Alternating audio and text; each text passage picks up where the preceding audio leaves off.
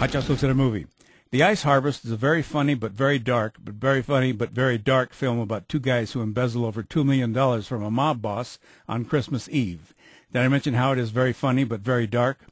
Well, of course it would have to be, wouldn't it? It takes place on Christmas Eve. John Cusack plays Charlie Arglist, who just happens to be a mob lawyer in Wichita, Kansas, and so to say that the robbery is an inside job is stating the obvious. Billy Bob Thornton plays Vic Cavanaugh, and when Charlie gets in Vic's car with the money, Charlie tells his partner that he has $2,147,000 in change in the bag with him. Vic says, "Just act normal for a few hours and we're home free." Well, I don't know what acting normal is in Wichita, but in Charlie's case, after they realized that they hadn't agreed on who was actually going to keep the money for those few hours, and Vic ends up holding the bag, Charlie spends Christmas Eve going to some strip joints where he's a regular, running into Pete Van Heuten, played by Oliver Platt, and taking a very drunk Pete home to Christmas dinner at Pete's in-laws. This is very embarrassing and awkward because Pete is married to Charlie's ex-wife, who is also there with Charlie's kids, and Pete's in-laws used to be Charlie's in-laws.